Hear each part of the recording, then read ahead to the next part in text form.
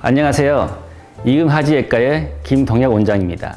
오늘은 제가 15년 동안 하지정맥류 수술하면서 환자분들에게 제일 많이 들었던 질문 3가지, 그리고 그 질문에 대한 답을 해드리겠습니다. 첫 번째 질문은 수술할 때 마취는 어떻게 하며 아프지는 않는지, 두 번째는 수술 자국은 얼마나 크게 남는지, 세 번째는 수술 후 아빠 스타킹을 얼마 동안 신어야 하는지 였습니다. 먼저 이 질문에 대한 답을 드리기 전에 다양한 형태의 하지정맥류를 보여드리겠습니다.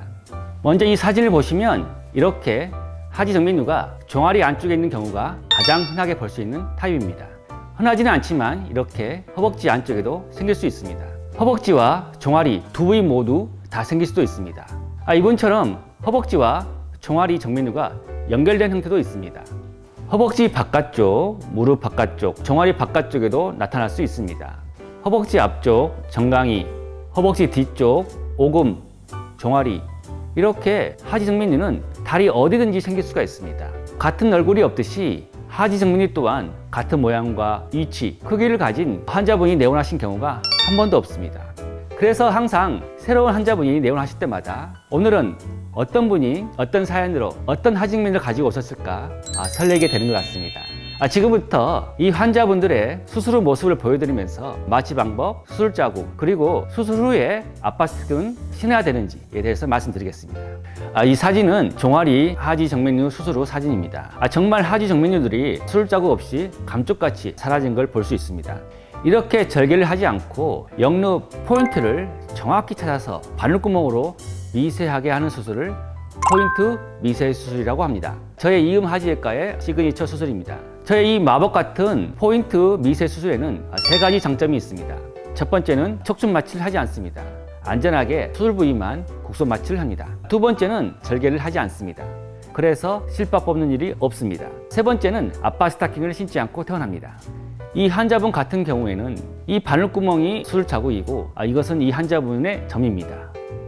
어느 것이 점이고 어느 것이 수술 자국인지 여러분 구별이 되십니까? 이렇게 바늘구멍으로 수술을 하려면 하지정맥류가 어디서 시작을 해서 어디서 끝나는지 주행 경로를 완벽하게 파악하고 있어야 하는 것이 기본입니다. 그리고 주위 혈관들과의 관계를 잘 알아야 합니다. 같은 환자라도 왼쪽과 오른쪽 다리 혈관 구조가 다르기 때문입니다. 환자 한 분 한 분 수술 전에 꼼꼼히 체크를 해야 합니다. 이를 하나라 놓치면 출혈이 발생하기 때문입니다.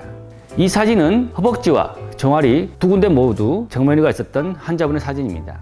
포인트 미세 수술로 허벅지와 종아리 정맥류가 깔끔하게 사라진 걸 볼 수 있습니다. 여기서 여러분께 말씀드리고자 하는 중요한 포인트 한 가지가 있습니다. 수술 전 종아리를 보시면 작은 정맥류들이 보이시는데요. 저는 수술 당일에 이런 작은 정맥류들은 수술하지도 혈관 강화 주사라는 주사를 더욱더 하지 않습니다. 왜냐하면 이렇게 역류 한 포인트만 수술을 잘 해주면 저절로 이런 작은 정맥류들은 사라지기 때문입니다. 하지정맥류 수술을 할 때 제가 항상 지키려 하는 신념이 있습니다. 첫 번째는 Simple is the best입니다. 수술을 할 때 여러 가지 화려한 수술 기법을 사용한다고 해서 결코 좋은 결과가 나타나지는 않습니다. 오히려 단순하고 간결함이 더 효과적이고 가치가 있을 때가 많다는 것을 오랜 수술 경험으로 터득하였습니다. 두 번째는 Less is more입니다. 하지정맥류 수술은 보이는 모든 혈관을 없애는 그런 단순한 수술이 아닙니다. 어떤 혈관을 살려야 하는지 고민을 해야 하는 수술입니다. 세 번째는 humble, 겸손입니다. 수술이라는 것은 하면 할수록 더 어려운 것 같습니다. 그래서 수술실에서는 항상 수술이 끝날 때까지 겸손한 자세로 임해야 완성도 높은 수술을 이룰 수 있습니다. 이 사진은 하지정맥류 수술할 때 피부 상태를 확인하는 것이 중요하다는 것을 알려주는 사진입니다. 하지정맥류 피부는 늘어나 있고 얇아서 절개를 하면 상처가 벌어지고 잘 낫지 않습니다. 하지정맥류 피부에 절대로 절개를 해서는 안 됩니다. 그래서 전 매번 이렇게 아무리 심한 정맥류 수술을 하더라도 절개 없는 포인트 미세 수술을 고집하고 있습니다. 수술 상처가 없으면 당연히 통증도 없고 일상생활로의 회복이 굉장히 빠릅니다. 허벅지 바깥쪽에 하지정맥류가 있었던 분이었습니다. 이분도 수술 자국이 전혀 보이지 않게 수술을 해드렸습니다. 하지정맥류 중에 특히 이렇게 무릎 바깥쪽에 있는 경우에 정말 주의가 필요합니다. 그 이유는 무릎 바깥쪽에는 이렇게 중요한 신경이 지나가기 때문입니다. 또한 종아리 바깥쪽도 신경이 지나가기 때문에 정말 주의해서 접근해야 합니다. 다시 한번 설명드리지만 하지 정맥 수술을 위해서는 기본이며 가장 중요한 것이 해부학적 지식입니다. 사람마다 해부학적 구조가 다르고 한 개인이라도 좌우가 다르기 때문에 수술을 집도하는 의사는 3D 화면처럼 하지 정맥류 주위에 있는 신경의 복잡한 구조를 정확하게 파악하고 있어야 합니다. 그리고 이는 집도 이후에 꼼꼼한 진료로 수술 전에 미리 체크되어야 하는 상황입니다. 허벅지 뒤는 앉아있으면 눌리는 부위라서 수술 후에 멍이 잘 드는 편입니다. 멍은 2주에서 한 달 정도면 사라지기 때문에 걱정하지 않으셔도 됩니다. 하지만 이 부위에 절개를 하면 상처가 눌려서 회복이 더디기 때문에 꼭 포인트 미세 수술을 받으셔야 합니다.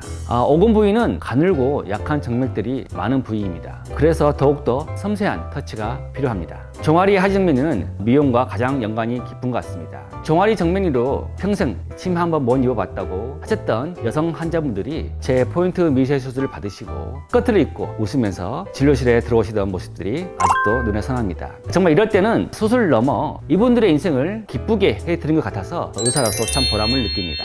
저의 이음 하지과에서 재발이 없는, 그래서 재수술이 없는 완성도 높은 수술을 경험해 보시기 바랍니다. 지금까지 시청해 주셔서 감사합니다.